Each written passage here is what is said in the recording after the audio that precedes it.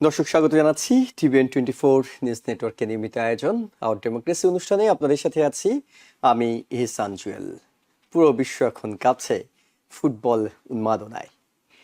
খেলার মাঠ ছাড়িয়ে রাজনীতিতেও এটির প্রভাব পড়ছে। নেটো সম্মেলনের আড্ডায়ও উঠে আসছে বিষয়টি। আমরা একটু নেটো সম্মেলনের ভিতরে রাষ্ট্রপ্রধানরা কিভাবে ফুটবল নিয়ে আলোচনা করছেন ছোট্ট একটা ভিডিও ক্লিপ দেখে আসতে চাই। Many thanks again. Many thanks, and I'll just make one final observation. Interoperability also means sharing crews, and in the next World Cup, if you could share Erling Haaland with him, greatly appreciated. He's all for sale. Thank you. Thank you. Thank you. Thank you, media. Thank you all.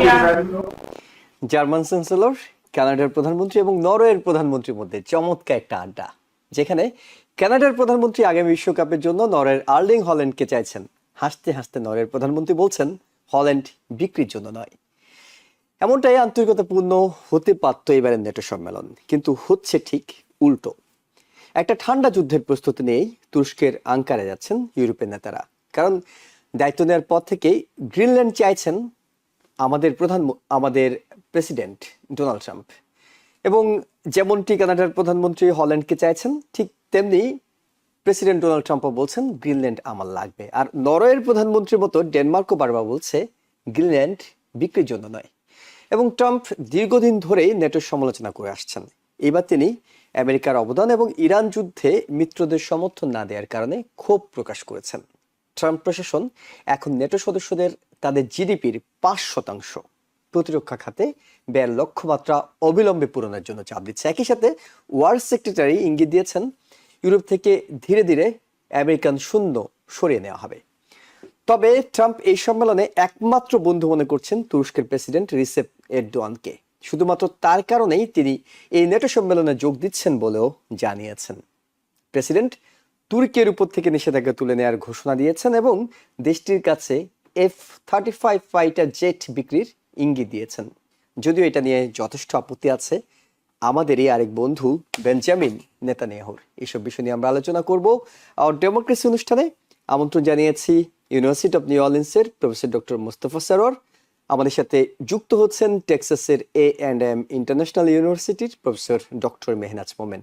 আপনাদের দুজনকেই স্বাগত। Professor doctor Mostafa Sarwar, NATO সম্মেলন, এই সম্মেলন অর্থাৎ NATO জোটটাকে নিয়ে আমাদের প্রধানমন্ত্রীর অনেক রাগ, অনেক গোসা, এবং তিনি বলছেন যে আমরা আর এই দায়িত্ব নিতে রাজি নই। আমরা চাই না দিনের পর দিন ইউরোপের দেশগুলোর প্রতিরক্ষার দায়িত্ব আমরা নেব, তাদের আর্থিক দায়িত্ব আমরা নেব। এই সব কারণে তিনি সরে আসতে চাইছেন। কিন্তু কেন? আপনার কাছে যে প্রশ্নটি সেটি হলো, এর মাধ্যমে আমেরিকা তার কোন স্বার্থটা হাসিল করতে চায়? আমি আপনার এই অনুষ্ঠানে এই TVN24 এর অনেক অনুষ্ঠানেই আমি বলেছি যে আমাদের বর্তমানের প্রেসিডেন্ট, মাননীয় প্রেসিডেন্ট, উনি হলেন ট্রানজ্যাকশনাল। যে উনি মানে এটা আমি দেব, তুমি কতটা আমাকে, মানে ট্রানজ্যাক্টের উপরে, মানে উনি যেহেতু একজন ব্যবসায়ী বলে ওই ট্রানজ্যাকশনটাই তার মাথার ভিতরে রয়েছে। আচ্ছা, কিন্তু উনি ট্রানজ্যাকশন যে চাচ্ছেন, হ্যাঁ, কিংবা তার পলিসিগুলো সব ট্রানজ্যাকশন ভিত্তিক, তার সঙ্গে কিন্তু আমি আরেকটা জিনিস মানে অ্যাড করতে চাই এই ক্ষেত্রে, নেটোর ক্ষেত্রে, যে নেটোর এমন অনেক দেশ ছিল ডোনাল্ড ট্রাম্প ক্ষমতায় আসার আগে যারা 2%ও করতো না, খরচ করতো না তাদের ডিফেন্সে, এবং তাদের পুরো ডিফেন্সটার দায়িত্ব যুক্তরাষ্ট্রের ট্যাক্স পেয়ারের ঘাড়ে ছিল। হ্যাঁ, I M A tax payer, যুক্তরাষ্ট্রের আমি ট্যাক্স পেয়ার, এবং আমাদের ট্যাক্সের টাকার উপরে একটা বিরাট প্রেশার ছিল। এবং ইউরোপের দেশগুলো কিন্তু মানে বেশ কতগুলো দেশ ইউরোপিয়ান ইউনিয়নের, এবং আমি ইউরোপিয়ান ইউনিয়ন বাদ দিয়ে আমি নেটো বলবো, নেটোর যে সদস্যরা, তাদের মধ্যে কিন্তু আর্থিক দিক থেকে কতগুলো দেশ আছে দারুণ, মানে কি ভালো। এমনকি এক সময়, আজ থেকে বেশ কয়েক বছর আগে, পার ক্যাপিটা ইনকামে তারা কিন্তু যুক্তরাষ্ট্রের কম্পারেবল, আবার কোন কোন দেশ আমাদের পার ক্যাপিটা ইনকামের চেয়ে একটু বেশিও ছিল এক সময়। যাই হোক, এই ধনী দেশগুলো, আমি ওদেরকে বলবো ধনী দেশগুলো, তারা কিন্তু ডিফেন্সে কোনো খরচই করতো না। এখন অন দ্য আদার হ্যান্ড তারা তাদের ডিফেন্সের উপরে যুক্তরাষ্ট্রের ঘাড়ে সব চাপিয়ে দিয়েছিল। আমার মনে হয় যেন এটার পরিবর্তনটা দরকার, কারণ যে যার ব্যাপারটা, ইউরোপের যে দেশের যদি সে মনে করে তার সিকিউরিটির সমস্যা রয়েছে, তাহলে এটা তারই দায়িত্ব, ওকে, তারই আমি জনগণের দায়িত্ব। ডক্টর মোস্তফা স্যার একটু আপনাকে থামাই, সেটি হলো যে আমি আপনার সাথে একমত যে এটির পরিবর্তন দরকার, কিন্তু আমাদের পুরনো যে রাষ্ট্রনায়করা ছিলেন, রাষ্ট্রনেতারা ছিলেন, তারা এটা কেন মেনে নিয়েছিলেন? ইউরোপের দেশগুলো তো টাকার অভাব নেই, অর্থের অভাব নেই, তাহলে কেন তাদের আর্থিক দায়টা আমেরিকা নিজের গায়ে তুলে নিয়েছিল? এটা কি ফুটানি মারার জন্য, না অন্য কোনো বিষয় আছে যে একটা মুরব্বী থাকতে আমি যদি মুরব্বীর দায়িত্ব পালন করতে হয় তাহলে তো অনেকভাবে সহযোগিতা করতে হবে, কেন আসলে করেছিল, বিষয়টি কি ছিল? আপনি ঠিকই ধরেছেন। আপনি যে শব্দটা উচ্চারণ করেছেন, দুটো ব্যাপারই আছে। আহ, এটা মানে মানে ইসের নেতা, আমি আই এম দ্য লিডার, হ্যাঁ, সেটারও একটা ব্যাপার আছে, আর ফুটানিও আছে, দুটোই আছে। এই কোনটা কত পার্সেন্ট আমি আপনার এই প্রোগ্রামে আমি বলতে পারবো না। হুম হুম। আহ, মানে এর কোনো ডেটা আমি পাই, মানে অন্য কিন্তু কোনো এই বিষয় ছিল দুটোই- না, আপনি মনে করছেন হ্যাঁ, অন্য কোনো বিষয় নয়? হ্যাঁ, কোনটা? মানে দায়বদ্ধতা কিংবা দায়িত্বের কোনো বিষয় নয়, মানে তারা না, এমনি নিয়েছিল? দায়বদ্ধতা ছিল, কারণ দ্বিতীয় বিশ্বযুদ্ধের পরে এই দেশগুলোকে মার্শাল প্ল্যানের আন্ডারে যুক্তরাষ্ট্র কিন্তু দারুণ হেল্প করেছে। মানে তাদের অর্থনীতি ভেঙে পড়ে গিয়েছিল, মানে যুদ্ধের যে ধাক্কাটা, সেটা তো যুক্তরাষ্ট্র মানে হার্ডলি ইট ফেল্ট। তার কারণ আমাদের ওই শুধুমাত্র হাওয়াইয়ের পার্ল হারবার ছাড়া কোনো মানে ফিজিক্যাল আক্রমণ তো আমরা মানে আমরা দেখিনি আমাদের ভূখণ্ডের উপরে। হ্যাঁ, অফকোর্স মানে বিভিন্ন ব্যাটল ফিল্ডে যুদ্ধে সেটা গেছে, কিন্তু দে আর অল আউটসাইড ইউএসএ। হ্যাঁ, আমাদের যেটা এই মানে যে যে মানে 49টা মানে স্টেট প্লাস ওয়ান বাইরে, এগুলো মিলে যে আমাদের যে ভূখণ্ড, এর উপরে কিন্তু যুদ্ধের দামামা আমরা শুধু দেখেছি জাপানের আক্রমণ পার্ল হারবারের উপরে। তার অর্থ যে আমরা ওই যুদ্ধটার যে দহনগুলো, যে আসল যে যন্ত্রণা, যে এগুলো সহ্য করেছে ইউরোপ। হ্যাঁ, ইউরোপকে আমরাই যুদ্ধে মানে বাঁচিয়ে দিয়েছি, আমরা ওদের সঙ্গে জয়েন করে, ওরাও ছিল। এবং আমি এখানে আরো একটা অ্যাড করব, যে কলোনিয়াল যে একটা আমরা কলোনি ছিলাম, ভারত উপমহাদেশ, আমাদের কিন্তু বিরাট অবদান ওই ওই দ্বিতীয় বিশ্বযুদ্ধে ইউরোপকে জিতিয়ে দেওয়ার জন্য। কারণ আমাদের সৈন্যবাহিনীরাও কিন্তু, আমাদের লোকরা ওখানে ফাইট করেছে। যেমন ধরেন আমাদের মানে পাকিস্তানের টিক্কা খান, তারপরে আপনার এই যে আইয়ুব খান, আইয়ুব খান ছিল ইস্টার্ন ব্যাটলফিল্ডে। ইস্কান্দার মির্জা ছিল, না নট ইস্কান্দার মির্জা, আমাদের আরেকজন ছিল, ও জেনারেল ওসমানী ছিল ব্যাটলফিল্ডে। কাজে we had contribution to that. কিন্তু আমি যেটা বলতে চাই, যে ইউরোপের যে এই ধ্বংসযজ্ঞ, সেটা থেকে ইউরোপকে উদ্ধার করার জন্য আমরা টাকা পয়সা দিয়েছি, ওকে, আমরা হেল্প করেছি তাদেরকে। হ্যাঁ, কাজেই এটা আমাদের একটা দায়িত্ব, এটা Okay. কন্টিনিউ করা। হ্যাঁ, কিন্তু এটা শুধুমাত্র মানে এই দেশগুলো তো উন্নত হয়ে গেছে, আবার একসময় ওরা দারুণ পাওয়ারফুল ছিল, ধ্বংস হয়েছিল, আবার তারা উন্নত হয়েছে। তারপরে তাদের তো কিছুটা দায়িত্ব নেওয়া উচিত। আমি সেলফ রেসপন্সিবিলিটিতে বিশ্বাস করি, ঠিক আছে। Self responsible. এবং ওরা আমাদের ঘাড়ে সব চাপিয়ে দিয়ে তা আমাদের আগের নেতা যা আপনি বললেন যে তারা কেন এটাকে করেনি, হুম। বলেনি, আমার মনে হয় হয়তো ইনডাইরেক্টলি বলেছে, কিন্তু এরকম প্রকাশ্যে ডোনাল্ড ট্রাম্পের মতো কেউই আমরা আগে কারো কাছ থেকে শুনিনি। হুম। আমার যেন মনে হয় যেন মানে আমাদের যে অ্যাফ্লুয়েন্সটা তখন হয়তো আরো অনেক বেশি ছিল, হু নোজ, আমার কাছে ওই ডেটা নেই। কিন্তু মানে পার ক্যাপিটা মানে অ্যাফ্লুয়েন্স যেটা আমাদের, তো মোটামুটি আমরা মানে ইন্ডাস্ট্রিয়াল রেভলিউশনের পর থেকে আমরাই পৃথিবীর সবচেয়ে ডমিনেটিং কান্ট্রি। হুম। কাজে আমাদের ট্যাক্সের টাকা দিয়ে ইউরোপকে করা হতো, ডিফেন্ড করা হতো। আমার যেন মনে হয় যে সময় এসেছে, এবং এই ক্ষেত্রে আমি ডোনাল্ড ট্রাম্পকে যথেষ্ট সমালোচনা করি, কিন্তু এই ক্ষেত্রে আমার যেন মনে হচ্ছে যে উনি এদেরকে প্রেসার দিচ্ছে। কিন্তু অ্যাট দ্য সেম টাইম আমি বিশ্বাস করি যে উনি নেটোকে ভাঙবেন না, উনি, কারণ ভাঙবেন না? তাহলে তার উপরে সবচেয়ে বেশি বদনাম পড়বে। ওকে, একটা দারুণ মানে এই যে মানে ট্রান্স আটলান্টিক জোটটা, এটা দীর্ঘজীবী হোক, এটার প্রয়োজন রয়েছে।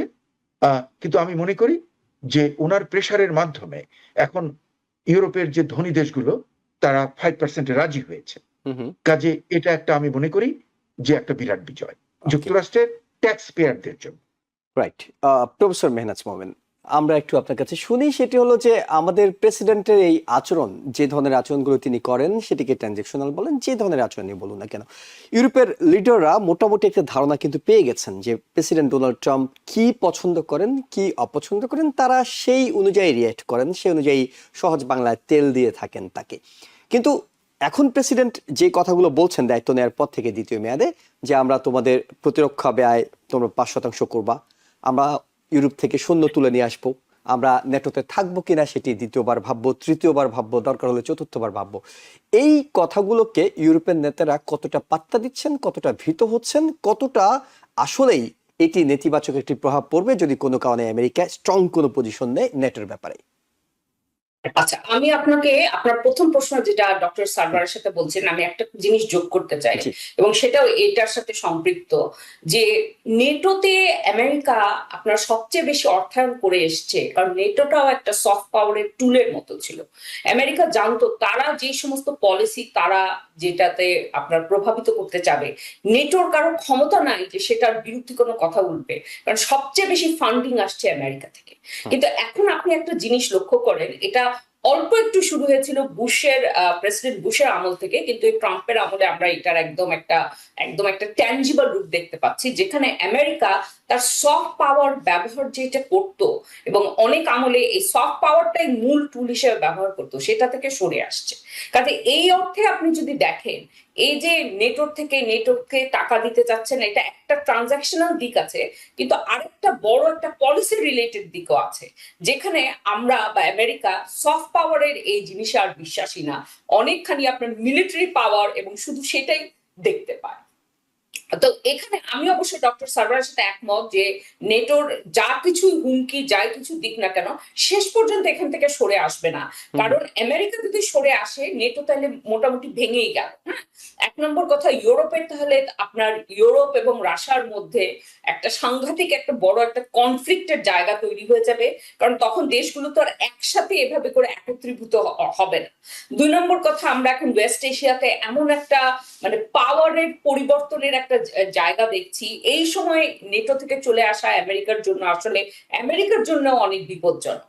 সেটা হবে না, কিন্তু যে চাপটা দিচ্ছে টাকার জন্য সেটা হয়তো সফল হবে, কিন্তু যেটা আমেরিকা অনেকখানি আপনার সাকসেসফুল হয়েছিল বিভিন্ন জায়গাতে তার সফট পাওয়ারটা ব্যবহার করে, সেই সফট পাওয়ার কিন্তু আর আমেরিকা ব্যবহার করে না, এবং এটা অনেক দিক থেকে অনেক দুঃখজনক। যদিও সবসময় সফট পাওয়ার ব্যবহার করে যে খুবই আপনার বেনিফিশিয়াল কাজ করেছে তা না, তারপরও মানে মিলিটারি পাওয়ারের থেকে সফট পাওয়ার ব্যবহার করাটা, এটা সব মানে ডিপ্লোমেসি এই ধরনের জিনিসের আমার কাছে মনে হয় এই টুল হিসেবে এগুলো অনেক বেশি কাম্য।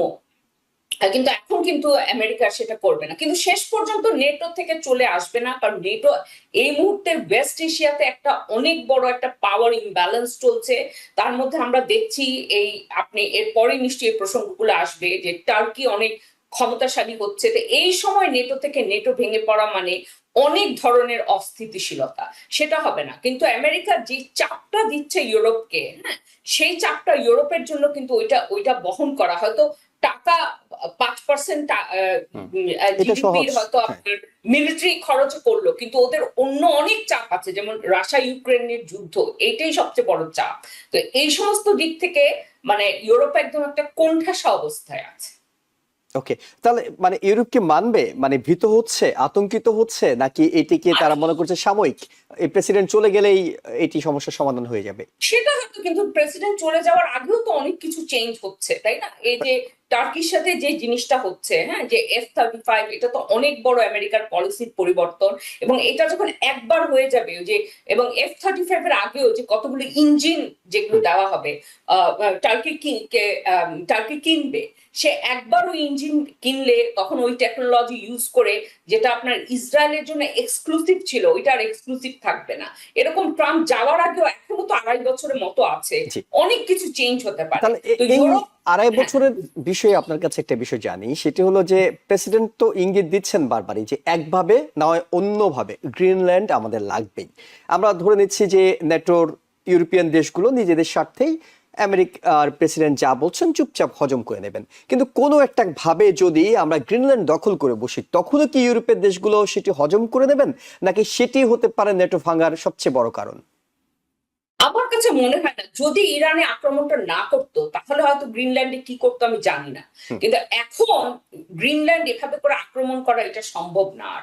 হ্যাঁ, এবং আমেরিকা এমন একটা এই ইরানের সাথে যুদ্ধে আমি বলবো পরাজিত হয়ে এমন একটা অবস্থানে আছে। আমরা এতদিনে যদি ইরান যুদ্ধের ফলাফল যদি ভিন্ন হতো তাহলে এতদিনে আমরা দেখতাম কিউবায় কোনো একটা অভিযান চলেছে, গ্রিনল্যান্ডে ঠিক কিভাবে করতো, কিউবার মতো করে করতো না, কিন্তু কোনো না কোনো কিছু হতো। কিন্তু এখন যেটা করবে, ইউরোপ যেটা করতে চাইবে যে এই 2.5 বছর কোনো রকমে ট্রাম্পের সাথে কথাবার্তা বলেই যাতে এই গ্রিনল্যান্ডের জিনিসটাকে অ্যাভয়েড করা যায়। কিন্তু কতখানি করা যাবে আমি জানি না, কিন্তু আমেরিকান মিলিটারি পাওয়ার এটা ব্যবহার করে গ্রিনল্যান্ডকে দখল করে নেওয়া আমার কাছে মনে হয় না এটা আর সম্ভব হবে। তবে ট্রাম্পের ব্যাপারে যে কোনো জিনিসের কথা বলতে ভয় লাগে, কারণ এত আনপ্রেডিক্টেবল, কে কি হয় বলা যায় না। তবে এইটা যদি ফেব্রুয়ারি মাসেও এই জিনিসটা নিয়ে তোড়জোড় শুরু করতো তাহলে আমি আর কি অনেক বেশি আতঙ্কিত হতাম। কিন্তু এখন ইরান যুদ্ধের ফলে আমার কাছে মনে হয় না এটা এভাবে করা যাবে। কিন্তু আরেকটা জিনিস কিন্তু এখানে খুব ইন্টারেস্টিং হচ্ছে, আমেরিকা কিন্তু বোঝা যাচ্ছে এই যে মধ্যপ্রাচ্য থেকে ওয়েস্ট এশিয়া থেকে আপনার যেগুলো ইরান আমেরিকান বেস গুলো ধ্বংস করেছে এবং সাংঘাতিক রকমের কিন্তু ক্ষতি করেছে, ওইগুলোকে পুনর্নির্মাণ করতে অনেক টাকা লাগবে। তার থেকেও বড় কথা, যেসব দেশে বেস গুলো ছিল তারা কিন্তু আর অত আগ্রহী না, কারণ ওই বেস থাকার ফলেই তারা আক্রান্ত হয়েছে। তাদের যে বেসের যে ডিলটা ছিল, যে বেসটা করলে তারা এটা থেকে তারা সেফটি প্রোটেকশন পাবে, সেটা তো হয়নি। তো এখন আমেরিকা ওই হয়তো এরকম জোরে সোরে বলবে না, কিন্তু আমেরিকার যে আপনার এই মধ্যপ্রাচ্যে যে বেস গুলো ছিল সেগুলো যদি থাকেও সেগুলো অনেক সীমিত লেভেলে থাকবে। তো আমেরিকা এখন অন্যান্য জায়গাতেও, যেমন ডেনমার্ককে আমার মনে হয় কেন্দ্র করে, কারণ বলছে যে অন্যান্য ইউরোপিয়ান দেশ থেকে সৈন্য নিয়ে আসতে যাচ্ছে এবং সেগুলো আরেকটা বেসের মতো করে মানে যেখানে রাখতে চাচ্ছে। আর ডেনমার্কে তো অন্য অনেক ধরনের গ্রিনল্যান্ডের অনেক ধরনের আপনার মানে জিওপলিটিক্যাল ইম্পর্টেন্স, তারপর অনেক ধরনের খনিজ সম্পদ এগুলো আছে। কিন্তু এগুলো আমার কাছে মনে হয় এটা it's too late in the game. মানে এটা ধরেন 20 বছর আগে আমেরিকার যে ক্ষমতা ছিল, ধরেন 1990s এ ঠিক পতনের পরে, সোভিয়েত ইউনিয়নের পতনের পরে আমেরিকা যে জিনিসটা করতে পারতো, এখন আমার কাছে মনে হয় না এটা সম্ভব হবে। জি, প্রফেসর ডক্টর মোস্তফা সরওয়ার, আমরা শুরুতে বলছিলাম এবং ডক্টর মেহনাজ মোমেনও কিছুটা বলছিলেন যে এরদোয়ানের সঙ্গে প্রেসিডেন্টের সম্পর্ক একেবারে গলায় গলায় খাতির, এবং তিনি বলছিলেন যে এরদোয়ান কিংবা তুরস্কে না হলে তো আমি এবার নেটো সম্মেলনে যেতাম না। অর্থাৎ তোমরা বাকি ইউরোপের লিডারদেরকে তিনি একেবারেই পাত্তা দেওয়ার প্রয়োজন বোধ করছেন না। এরদোয়ানকে এমনকি F-35 যুদ্ধ বিমান দেওয়ার কথা তিনি বলছেন। কেন? মানে এই বন্ধুত্বের ঠিক পিছনে কারণটা কি কাজ করছে, কোথায় রসায়নটা আসলে? মানে আমি প্রথমেই কিন্তু শুরু করেছিলাম যে মানে ডোনাল্ড ট্রাম্পের যে পলিসিটা ডিকটেট করে ট্রানজেকশনাল আইডিয়া। এবং আপনি লক্ষ্য করেন যে প্রথম নির্বাচনে আপনাদের এই প্রোগ্রামে আমি বলেছিলাম আজ থেকে প্রায় 5-6 বছর আগে, যে প্রথম যে নির্বাচনটা হলো ডোনাল্ড ট্রাম্পের ফার্স্ট টার্মে, আপনার খেয়াল আছে কিনা যে তখন এরদোয়ান তার এক অপারেটিভ লিভিং ইন জার্মানি, তার থ্রুতে $60,000 সে ডোনেট করেছিল ডোনাল্ড ট্রাম্পের ইলেকশনে। চিন্তা করে দেখুন, ওই প্রথমে যখন প্রথম নির্বাচন যখন হয় ফার্স্ট টার্মের নির্বাচনে এরদোয়ান, এটা আমি উল্লেখ করেছি আপনাদের এখানে, অনেকে প্রতিধ্বনি করে মানে বলছে যে না এটা আমি মানে কি বললাম, হ্যাঁ, কিন্তু ওটা একটা ইন্টেলিজেন্স রিপোর্টে কিন্তু তখন বের হয়েছিল যে এরদোয়ানের টাকাও আসছে ডোনাল্ড ট্রাম্পের পক্ষে। প্রথমবার যখন সে নির্বাচনে দাঁড়ায় এই প্রেসিডেন্ট এবং নির্বাচিত হয়, সেই টাকাটা পাঠিয়েছে এরদোয়ান। তাহলে আপনি বুঝতে পারেন যে এরদোয়ান অনেক আগে থেকে অন্যরা মানে মানে উনি যে বাজি ধরেছিলেন যে ডোনাল্ড ট্রাম্প হয়ে যেতে পারে, হ্যাঁ, সেইটা ভেবেই হয়তো উনি ওনার এক বন্ধু জার্মানিতে তার থ্রুতে $60,000 এর ইলেকশন ক্যাম্পেইনে দিয়েছিল। কাজে এই সম্পর্কটা ট্রানজেকশনাল এবং অনেক গভীরে। এবং আপনি লক্ষ্য করে দেখুন যে ডোনাল্ড ট্রাম্প মানে উনি কিন্তু এটা চেপে রাখেন না, মানে হি ইজ এ বিজনেস। আপনি লক্ষ্য করে দেখুন যে ভারতের সঙ্গে এত বন্ধুত্ব, হ্যাঁ, পাকিস্তানের সঙ্গে বন্ধুত্বটা অনেকটা বিমর্ষ হয়ে গিয়েছিল। কিন্তু যেই পাকিস্তান বলল যে মানে তোমাকে নোবেল প্রাইজের জন্য আমরা নমিনেট করে দিল, হ্যাঁ, প্লাস যুদ্ধ যখন থামলো ভারত পাকিস্তান, তখন পাকিস্তান বলল যে হ্যাঁ এটা আমেরিকাই থামিয়ে দিয়েছে, আর ভারত বলল যে নো আমরা থামিয়েছি। হ্যাঁ, দেখুন পার্থক্যটা, মানে মানে ট্রানজাকশনাল ব্যাপারটা। এরপরে দেখা গেল যে পাকিস্তানের বেশ কয়েকজন লোক যাদের সঙ্গে কানেকশন রয়েছে মধ্যপ্রাচ্যের ধনী দেশগুলোর ধনীদের সঙ্গে, এবং তারাই আবার কতগুলো কোম্পানি আছে যার সঙ্গে মানে ট্রাম্পের পরিবারের মোটামুটি সম্পর্ক রয়েছে, যে তাতে ক্রিপ্টোকারেন্সি এবং ইত্যাদি ইত্যাদির যে কোম্পানিগুলো করেছে দুবাইয়ের সঙ্গে, হ্যাঁ, ইউনাইটেড আরব আমিরাতের সঙ্গে, তার বিরাট বিজনেসম্যান রয়্যালটির সঙ্গে জড়িত, তারাই সবচেয়ে বেশি টাকা দিয়েছে। এগুলো কিন্তু ফ্যাসিলিটেটর হলো পাকিস্তানের কিছু নামজাদা লোকজন। কাজেই এই যে ট্রানজাকশনাল ইস্যুর জন্য দেখুন ট্রাম্প কিন্তু পাকিস্তানের প্রতি দারুণ বন্ধুত্বমূলক তার সম্পর্ক, এমনকি সে ভারতের চেয়েও মনে হচ্ছে বেশি পাকিস্তানের দিকে ঝুঁকে যাচ্ছে। এর সবই কারণ হলো যে ফান্ডামেন্টাল যে ব্যাপারটা, যে উনি হলেন ব্যবসায়ী, উনি সব জায়গাতে দেখেন যে এখানে আমার কতটা লাভ আর কতটা লোকসান, হ্যাঁ, একদম কংক্রিট নাম্বারে উনি ভাবেন। এটা না যে আমার একটা আদর্শ রয়েছে, এই আদর্শের জন্য আমি ওকে সমর্থন করলাম, আমি ডেমোক্রেসিকে ভালোবাসি, তাই ডেমোক্রেসি এস্টাবলিশ করার জন্য ওই দেশের মিলিটারি গভর্নমেন্টকে ওভারথ্রো করে দিলাম, আবার আমি এখন ডেমোক্রেসি পছন্দ করি না, কাজে আমি ওখানে একটা মিলিটারি গভর্নমেন্ট বসিয়ে দিলাম। এই ধরনের বোধহয় আইডিওলজিক্যাল ব্যাপারটা ডোনাল্ড ট্রাম্পের মাথার মধ্যে অতটা নেই। উনি বরং ভাবেন যে আমাদের কত লাভ, আমাদের কত লোকসান। কিন্তু এটিকে তিনি পারবেন করতে? কারণ সবচেয়ে বড় আপত্তিটা তো বেঞ্জামিন নেতানিয়াহু এর মধ্যে জানিয়ে বসেছেন, এবং ইসরায়েলের আমরা জানি যে তারা বড় আতঙ্ক কিংবা বড় শত্রু মনে করে তুর্কিকে।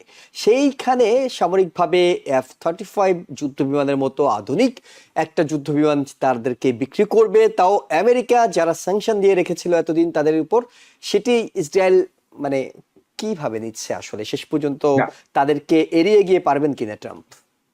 আপনি লক্ষ্য করেন ওই স্যাংশনটার কিন্তু মেইন কারণ ছিল কাশোগজির হত্যা ইন ইস্তাম্বুল, হ্যাঁ, যে কারণে যুক্তরাষ্ট্রের আগের নেতারা ভাবছে যে এরকম একটা ডিসেন্টার মানে সাউদি প্রিন্সের বিরুদ্ধে যে কথা বলতো লিখতো, হ্যাঁ, তার খুনটা হয়েছে ইসে, এবং এটার কোনো বিচার টিচার হয়নি। আমরা দেখেছি বিচার যেটা হয়েছে ওটা হয়েছে একদম মানে মানে কি বলবো একটা ফেক বিচার হয়েছে। এইসব ব্যাপারে তো যুক্তরাষ্ট্র খাপ্পা ছিল আগের নেতারা, কিন্তু আগে আমি আপনাকে বলেছি যে ডোনাল্ড ট্রাম্প তো ওই যে আইডিওলজির কি ব্যাপার, ওখানে কি মানে প্রতিবাদী গ্রুপকে হত্যা করা হয়েছে, এগুলো তার মাথার মধ্যে নাই। সে হলো ওই যে আবার তার লাভ কি। এবং আপনি লক্ষ্য করে দেখুন যে তুরস্ক এটা কিন্তু ভীষণ শক্তিশালী একটা দেশ, কারণ এর যে সামরিক বাহিনী এন্টার নেটোর মধ্যে এটা সেকেন্ড লার্জেস্ট, মানে যুক্তরাষ্ট্রের পরেই, এবং ওয়ার্ল্ড ওয়াইড কম্পিটিশনে এদের কিন্তু আর্মি এবং অন্যান্য সব বিশাল, এবং এদের নিজস্ব ডিফেন্স ইন্ডাস্ট্রি রয়েছে। এরা মানে আপনার ড্রোন বানায় নিজেরা এবং খুবই অ্যাডভান্স লেভেলে, এবং অন্যান্য অনেক অস্ত্র তারা বানায়, এবং এটা কিন্তু তারা রপ্তানিও করে, বিক্রিও করে। বাংলাদেশ অনেক সময় কিনেছে তাদের কাছ থেকে, হ্যাঁ, তুরস্ক। কাজে এমনি একটা দেশকে F-35 দেওয়া, যারা টেকনোলজিতে অলরেডি উন্নত, তারা তো চট করে শিখে ফেলবে, এগুলো ধরে ফেলবে যে কিভাবে বানানো হয়। এই কারণে মানে যুক্তরাষ্ট্রের বন্ধু ইসরায়েল, নেতানিয়াহুর তো অবজেকশন থাকবে। আরো একটা ব্যাপার যে এরদোয়ান কিন্তু মানে বিভিন্ন জায়গাতে আমরা দেখেছি যে মুসলিম দেশগুলো, মুসলিম মেজরিটি দেশগুলোর যদি কোনো সমস্যা হয়, সেখানে কিন্তু তুরস্ক চেষ্টা করে, মানে তিনি মুরব্বীর ভূমিকায় অবতীর্ণ হন, এবং সেটি যথেষ্ট দক্ষতা নিয়ে, যথেষ্ট সক্ষমতা নিয়ে সে হেল্প করার চেষ্টা করে। সবসময় ইচ্ছা থাকলেও পুরো পারে না, কারণ তাকে চিন্তা করতে হয় নেটো, তাকে চিন্তা করতে হয় যুক্তরাষ্ট্রের কথা, কিন্তু তা সত্ত্বেও সে কিন্তু চেষ্টা করে বিভিন্ন জায়গাতে। কাজে এসব যদি আমরা চিন্তা করে দেখি, তাহলে কিন্তু এটা মানে নেতানিয়াহুর জন্য, ইসরায়েলের জন্য একটা অশনি সংকেত যে মানে ওখানে তুরস্ক কিন্তু is a very formidable economy and a very strong country, and militarily is a very very strong country. এবং আমি আপনাকে এখানে অ্যাড করব এর আগে যত ইসরায়েল আরব যুদ্ধে আপনার খেয়াল আছে কিনা যে আমরা দেখেছি যে ইসরায়েলি এয়ারফোর্স তারা তুরস্কের এয়ারফিল্ড ব্যবহার করত এর আগে, এই এরদোয়ানের দল পাওয়ারে আসার আগে যে যুদ্ধগুলো হয়েছে সেখানে কিন্তু যুক্তরাষ্ট্র তো ব্যবহার করতোই, কিন্তু ইসরায়েলি এয়ারফোর্সও তুরস্কের ব্যাটেল মানে এয়ারফিল্ড ব্যবহার করত। কিন্তু এরদোয়ান আসার পরে ওটা বন্ধ হয়ে গেছে, ইটস নো লঙ্গার দেয়ার। কাজী মানে ইসরায়েলের পক্ষে তো এটা একটা তাদের জন্য খুব একটা আতঙ্কের বিষয়। এবং সামনে যদি এটি তারা পেয়ে যায়, অর্থাৎ F-35 বিমানটা পেয়ে যায়, সেটি আরো বড় ধাক্কা হবে। প্রফেসর ডক্টর মেহনাজ মোমেন, আপনার কাছে একটু শুনি, ইসরায়েল যে বিষয়টি নিয়ে এখন সবচেয়ে বেশি অস্থির হয়ে আছে সেটি হলো ইরান এবং আমেরিকার মধ্যে যে শান্তি আলোচনা চলছে, এবং তারা মনে প্রাণে নানাভাবে চায় এটি না হোক, সেটি তারা মুখেও প্রকাশ্যে বলছে। কিন্তু যারা এটি হওয়ার পক্ষে, অর্থাৎ ইরান এবং আমেরিকা, তারা যে আচরণটা করছে, দুদিন পর পর যে হামলা পাল্টা হামলা এই শান্তিপূর্ণ পরিবেশের মধ্যে চলছে, এবং আজকে যেটি সবশেষ খবর পাওয়া গেল যে ইরানের তেল রপ্তানির উপর যে নিষেধাজ্ঞা ছিল সেটি আবার বহাল করা হয়েছে। তাহলে এই ধরনের অস্থিরতা, এই ধরনের পরস্পর বিরোধী আক্রমণ পাল্টা আক্রমণের মধ্যে কি আসলে একটি শান্তি আলোচনা পরিপূর্ণভাবে সফল হতে যাচ্ছে? আচ্ছা, প্রথমে একটুখানি আমি টার্কির কথা বলবো যে আপনি যদি দেখেন ইরান যুদ্ধ এখনো শেষ হয় নাই, তার আগেই কিন্তু ইসরায়েল ঘোষণা করেছে তাদের নেক্সট তারা আক্রমণ করবে টার্কি, এবং টার্কিকে নিয়ে অনেক কিছু অলরেডি তারা কথা বলা শুরু হয়ে গেছে। তো ইসরায়েল যেটা চাচ্ছে যে মধ্যপ্রাচ্যে তাদের অবস্থানটা তারা হবে একচ্ছত্র পাওয়ার। তো সেখানে আপনার টার্কিকে এরকম F-35 দেওয়া, তো এটা তো একটা বিরাট একটা তাদের যে এজ ছিল, সে এজ, টেকনোলজিক্যাল এজটা চলে যাবে, সেটা তো তারা একদমই চায় না। কিন্তু এই মুহূর্তে যদি ট্রাম্পের থেকে বহুগুণ বিপাকে কেউ থেকে থাকে সেটা হবে নেতানিয়াহু। এই অক্টোবরে উনাকে ইলেকশন দিতে হবে, এবং ইলেকশনে হয়তো উনি জানি না পরাজিত হবে কিনা, তবে পরাজিত হলেও সেটা আমাদের জন্য অত কোনো সুখবর নাই, কারণ পরাজিত হলে যারা আসবে ক্ষমতায় তারা তার থেকেও বেশি আপনার ডানপন্থী। হ্যাঁ, আচ্ছা, কিন্তু যদি উনি পরাজিত হয় ওনার জেল অপরিহার্য, কারণ যেই সমস্ত করাপশন চার্জ গুলো আছে অলরেডি সুপ্রিম কোর্ট একটা রায় দিয়েছে, যেটাতে অনেকেই বলছে এটা একটা কুয়ের মতো অলরেডি মানে ইসরায়েলে আভ্যন্তরীণ ঘটে গেছে। আচ্ছা, তো এখন তাকে যেটা ট্রাম্পকে উনি প্রভাবিত করার চেষ্টা করছেন ইরান নিয়ে, লেবানন নিয়ে, টার্কি নিয়ে, এত দিক থেকে যখন করবে কোথাও না কোথাও তো আপনার ছাড় দিতে হবে। তো এই মুহূর্তে টার্কির থেকেও ওনার জন্য অনেক বেশি ইম্পর্টেন্ট হচ্ছে ইরান এবং লেবানন। হ্যাঁ, লেবাননে আরেকটা জিনিস আপনি দেখবেন, মুখে মুখে ইসরায়েল বলছে যে তারা কখনোই ফিরে আসবে না, যে জায়গা দখল করেছে, এরকম অনেক কিছু বলছে, কিন্তু তারা লেবাননে যে পরিমাণ এখনো অনেক মানুষ হত্যা, গণহত্যা এগুলো ঠিকই করছে, তারপরেও তারা যেভাবে করে করছিল তার থেকে কিন্তু আর কোনো নতুন জায়গা দখল করেনি, এবং অনেকখানি আপনার স্তীমিত ভাবে এটা করছে। আচ্ছা, আর ইরানের যে জিনিসটা ওরা মানে চেষ্টা করছে কোনোভাবেই যাতে কোনো শান্তি চুক্তি না হয়। আচ্ছা, ইরানের সাথে আমার যেটা মনে হয় আমেরিকার যেটা হবে, একটা স্টেলমেট চলতে থাকবে। চুক্তিটা হওয়ার কথা 2 মাসের মধ্যে, কিন্তু এটা তখন মানে না হলে 2 মাস তো আসলে যথেষ্ট সময় না। আচ্ছা, এর মধ্যে কি হবে, না যুদ্ধ না শান্তি, এরকমই চলতে থাকবে। কিন্তু এটাতে আমেরিকা বা ইরান এদের কারো অত বেশি মানে এদের দুজনেরই স্টেক যাতে আবার যুদ্ধ শুরু না হয়, কিন্তু পুরোপুরি যদি শান্তি নাও হয় সেটাও অত ক্ষতিকর না, কারণ ইরানকে যেটা বলছে যে আবার দিয়ে দিবে, কি বলে, আবার ইরান তেল বিক্রি করতে পারবে না, কিন্তু এক সময়ে আমেরিকার স্যাংশনের যে পাওয়ার ছিল এখন আর কিন্তু সেই পাওয়ার নাই। ইরান এমন একটি দেশ, 15টা দেশের সাথে তার আপনার সীমান্ত আছে। তো এইরকম, এবং এখন আমেরিকার স্যাংশনের পাওয়ারটা এরকম হয়েছে, এর আগে চায়না আপনার অলরেডি একদম মানে ঘোষণা করেছিল যে আমেরিকার স্যাংশন তারা মানবে না। এরকম এখন বহু দেশ আছে তারা হয়তো এভাবে করে ঘোষণা করবে না, কিন্তু তারা ইরানের সাথে যে বাণিজ্যিক সম্পর্ক সেটা তারা আর ব্যাহত করবে না, কারণ এটা বোঝা যাচ্ছে যে ইরান এখন ওয়েস্ট এশিয়ায় আজকে না হোক 5 বছর পর একটা বড় পাওয়ার হতে যাচ্ছে। যে একটা বড় পাওয়ার হবে তার বিরুদ্ধে কেউ যাবে না। কাজে এই যে স্যাংশন, যেগুলো আমেরিকার অস্ত্র ছিল, যেগুলো দিয়ে আপনার ইরানকে এত বছর ধরে দমন করে রেখেছে, ওই অস্ত্রগুলো এখন সব ভোতা হয়ে গেছে।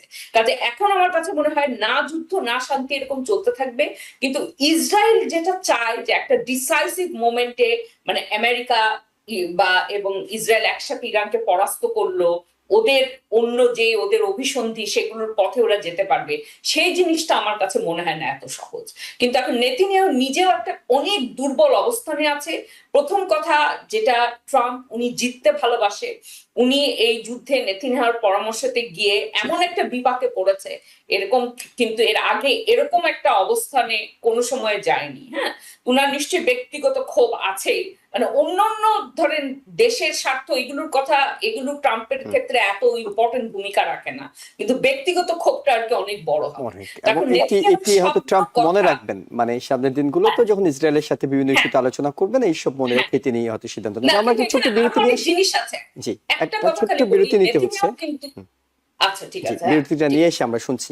দর্শক আমাদের সঙ্গে থাকুন। দর্শক আবারও স্বাগত। আওয়ার ডেমোক্রেসি অনুষ্ঠানে আমাদের সাথে আছেন ইউনিভার্সিটি অফ নিউ অর্লিন্সের প্রফেসর ডক্টর মোস্তফা সরওয়ার, আছেন টেক্সাসের এএনএম ইন্টারন্যাশনাল ইউনিভার্সিটির প্রফেসর ডক্টর মেহনাজ মোমেন।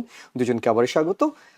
প্রফেসর ডক্টর মোস্তফা সরওয়ার, আমরা একটু আপনার কাছে যদি শুনি যে ঘরের রাজনীতিতে আসি, অনেকক্ষণ আমরা ইরান এবং অন্যান্য বিষয়গুলো নিয়েছিলাম।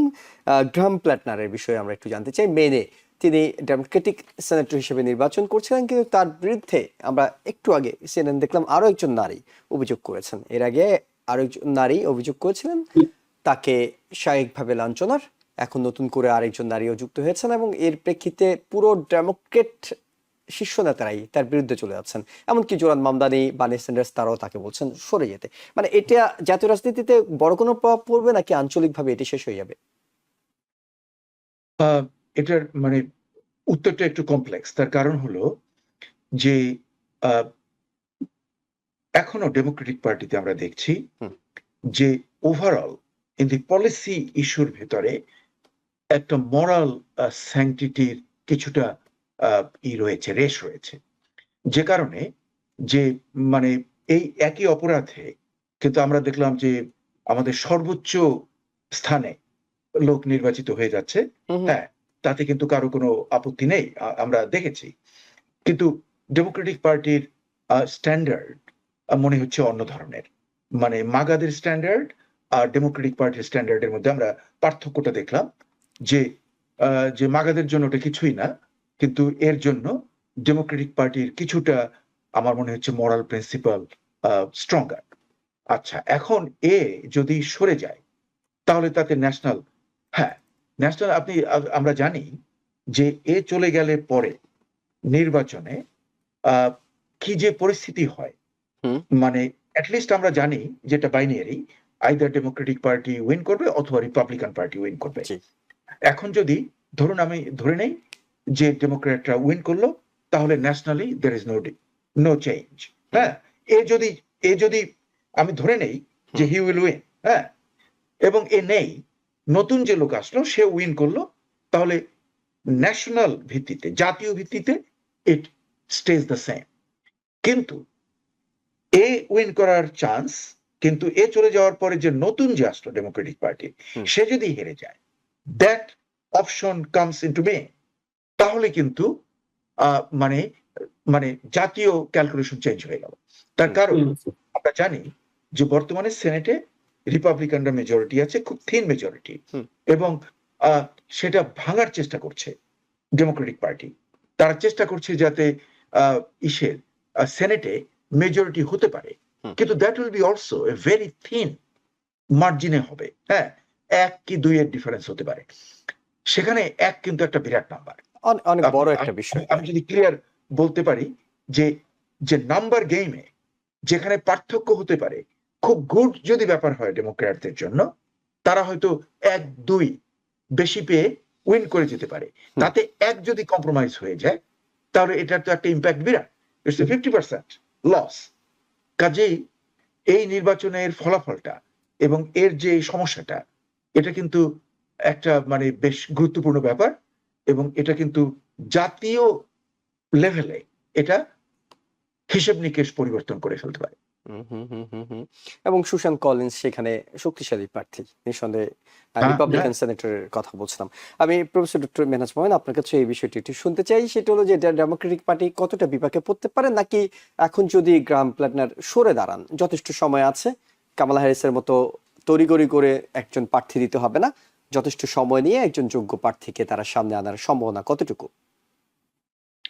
এখন আমি আসলে মেইনের পলিটিক্স নিয়ে আমি এত পরিচিত না যে এখন উনার জায়গায় কে আসবে আমি জানি না। এক নম্বর কথা, সুজান কলিন্সকে পরাস্ত করাটাই একটা অনেক বড় চ্যালেঞ্জ। তারপরে এরকম একটা স্ক্যান্ডাল নিয়ে একজন সরে গিয়ে আরেকজন আসলে এটা আসলে আরো বেশি নাজুক পরিস্থিতি হয়েছে। আচ্ছা, তার থেকেও বড় কথা, ডেমোক্রেটিক পার্টির আপনার নিজেদের ভিতরে একটা অন্তর্দ্বন্দ্ব চলছে। কারণ আপনি দেখবেন যে অনেক ধরনের প্রাইমারি ইলেকশনে যে সমস্ত প্রার্থীরা বিজয়ী হয়েছেন, ডেমোক্রেটিক সোশ্যালিস্ট অথবা আমরা হয়তো মিশিগানে আমরা যে ডক্টর আল সাইদকে দেখবো, তো এদের অনেককে আপনার পার্টি ঠিক ওইভাবে করে এমব্রেস করতে চাচ্ছে। হ্যাঁ, তো এখন ডেমোক্রেটিক পার্টি কিন্তু একটা এরকম একটা অন্তর্দ্বন্দ্বে ভুগছে। তো এর মধ্যে আপনার আমার কাছে মনে হয় যে এই সময়ে যদি আরেকটা নতুন প্রার্থী আসে, সেই প্রার্থী যেই হোক না কেন তার জন্য ব্যাপারটা আরো বেশি চ্যালেঞ্জিং হবে।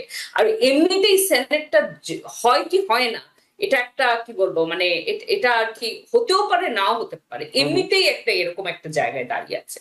ডেমোক্রেটিক পার্টির এখন উচিত যে যেই সমস্ত প্রাইমারিতে যে সমস্ত প্রার্থীরা বিজয়ী হয়েছে তাদেরকে নিয়ে এই সমস্ত দ্বিধাদ্বন্দ্ব ভুলে এমন ভাবে ওইটার প্রচারণা করা যাতে ওই প্রার্থীরা যাতে অবশ্যই জিততে পারে। কিন্তু এইটা আবার মানে এটা ডেমোক্রেটদের জন্য এটা একটা উইক স্পট হয়ে গেল। অর্থাৎ সামনে আরো অন্য নির্বাচনগুলো তো এটি প্রভাব পড়তে পারে, সেই জায়গা থেকে সে ভয় থেকেই কি তারা আসলে এই গ্রাহাম প্ল্যাটনারকে সমর্থন দেওয়াটা বন্ধ করছে? ডেমোক্রেটরা মনে করছে না, একটা গেলেও যাক, বাকিগুলোতে যাতে প্রভাব না পড়ে, যাতে এই কথা না বলে যে আমরা না এই ধরনের পলিটিক্সে মেইনেরটা অন্য জায়গায় ইম্প্যাক্ট করবে তা না। আচ্ছা, আমি আপনাকে বলি ডেমোক্রেটরা কি করেছে। তারা একটু আগে যেটা ডক্টর সারওয়ার বললেন মোরালিটির কথা, মোরালিটির তারা খুব একটা মায়োপিক ব্যাখ্যা দিয়েছে, যেটা হচ্ছে আপনার যে কোনো জিনিস সেক্স স্ক্যান্ডালের সাথে জড়িত সেখানে তারা খুব কঠিন একটা অবস্থান নেবে। কিন্তু মোরালিটি তো অনেক বড় একটা জিনিস। যেমন আপনার জেনোসাইডকে যারা সমর্থন করছে সেখানে আমি মোরাল পজিশন নিলাম না, তাহলে ওটা মোরালিটির কি মূল্য থাকলো? কিন্তু ওইখানে তো আপনারা অনেক ডোনার আছে, এই প্যাকের ব্যাপার আছে, ওইখানে তারা শক্ত অবস্থান নেয় না। তারা এরকম একটা জায়গা কার্ভ করে নিয়েছে যে এই জায়গায় তারা কোনো কিছু সহ্য করবে না। সেক্স স্ক্যান্ডালের কথা উঠলেই সেখানে তারা নিজেদেরকে বলবে প্রার্থীকে না, তোমাকে সরে যেতে হবে। হ্যাঁ, আমি এটার বিরুদ্ধে না, মানে এই মোরালিটির এইটারও আমি কি বলবো, মানে এটার সাথে প্রয়োজন আছে, কিন্তু মোরালিটি আরো অনেক বেশি এটার ব্যাপক সংজ্ঞা আছে। তো এখন যদি ডেমোক্রেটরা এখন এই জিনিসটা আঁকড়ে বসে থাকে এবং অন্য তারা কিন্তু অনেক বিপাকে পড়বে, কারণ তারা যেই সংজ্ঞাটা তারা করতে চাচ্ছে না সেইখানেই দেশের মানুষ ওই সংজ্ঞাটায় বিশ্বাস করছে। কাজে এখন তারা এমনিতেই একটা এরকম একটা অবস্থান আছে, তাদের যে অন্তর্নিহিত দ্বিধা দ্বন্দ্ব। তো আমার কাছে মনে হয় যে এই এটা অলরেডি দুর্বল হয়ে গেল। এটা যদি তাকে আপনারা প্ল্যাটনার সরে দাঁড়ায় আরেকজন আসে, যদি নাও জিতে, কিন্তু অন্য যেগুলো জিনিস তারা জিততে পারে সেখানে তাদেরকে মনোযোগ দিতে হবে। সেটা কিন্তু তারা ওই প্রার্থীরা তাদের পার্টি ইনস্টিটিউশনের কি বলবো, মানে কাম্য প্রার্থী না, কিন্তু ওইটা কাম্য প্রার্থী না হলেও ওইগুলোতে জিতার জন্য প্রাণপণ চেষ্টা করতে হবে।